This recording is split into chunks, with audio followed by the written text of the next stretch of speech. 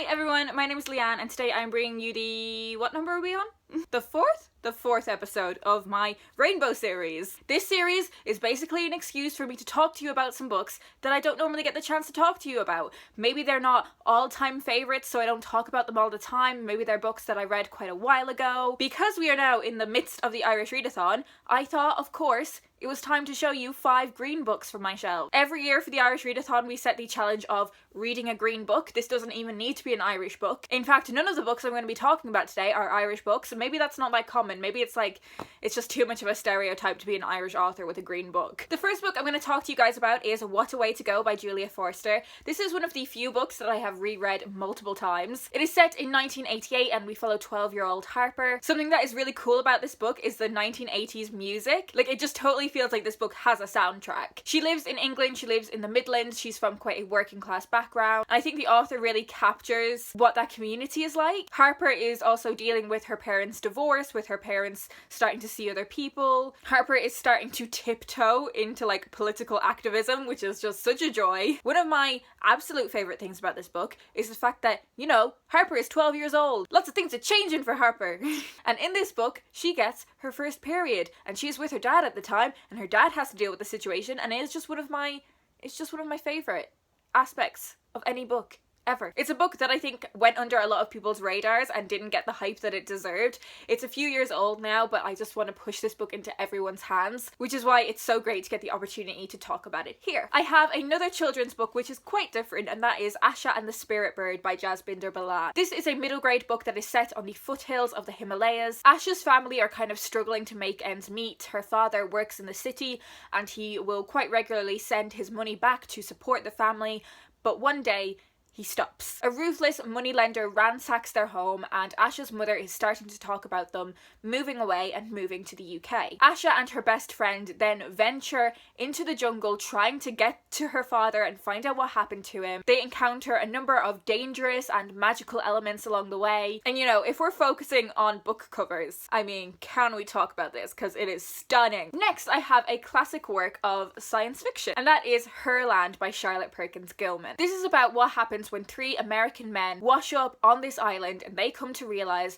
that this island is solely populated by women. And this population continues to grow. There is no need for men. These 3 Americans are very, of course, confused as to how this has happened and how this country continues to function and maintain and grow. And it really challenges everything they took to be true. This book was really groundbreaking when it was published in the early 1900s, and you can definitely see how contemporary writers have been influenced by Charlotte Perkins Gilman, especially Margaret Atwood, and I also think The Water Cure by Sophie McIntosh. If you enjoyed that book, I think you would find this book really interesting as well. Next, I have 2 books that I kind of want to talk about in tandem, and I did read them quite close to one another when I originally read them, and I really enjoyed that reading experience. The first of these books is The Football Factory by John King. This was originally published in the mid-1990s, and it really takes a look at football culture and football hooliganism. It is quite an uncomfortable read because the characters we are following in this book aren't very nice.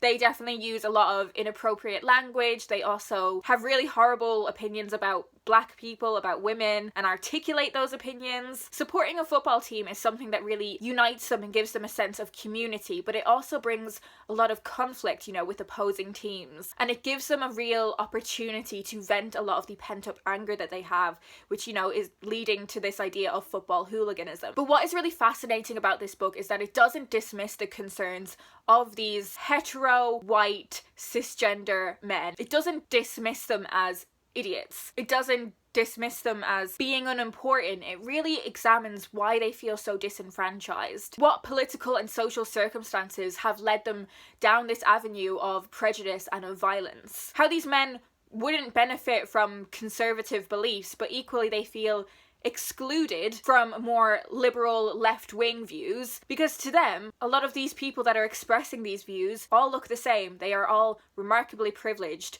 middle to upper class people. I think this book just has so much depth to it that I don't think people realise. And the book that I think is a great pairing to read in tandem with that book is No Win Race by Derek A. Bardowell. Now this is a proof copy, but I think the final version is green as well. This is a non-fiction book that is all about British sport, a sense sense of belonging, how that intersects with race. It looks at lots of different sports and key figures from those sports that were black, how they were treated by the media and by the fans. It looks at the influence that black athletes in America had on black athletes in Britain. It examines how black athletes can be simultaneously held up as sporting icons, but by the same group of people, they also face a huge amount of prejudice. It's a fascinating read for anyone interested in sport or interested in the media's and culture's treatment of black people, of successful black people. It's a book that I found really impactful and insightful. There we have it. There are 5 green books that I wanted to talk to you guys about today. Do leave me a comment down below and let me know if you've read any of these and what you've thought of them. If you want to find out more about any of them, they will be linked down below in the description. I'd love to have a chat with you guys down in the comments if you have any thoughts on any of these, or if you just want to leave me your favorite green emoji, that would be great. I hope you guys are doing well, and I will talk to you in not only my next video, but my next video in this series. I hope you're doing well, and I will speak to you soon.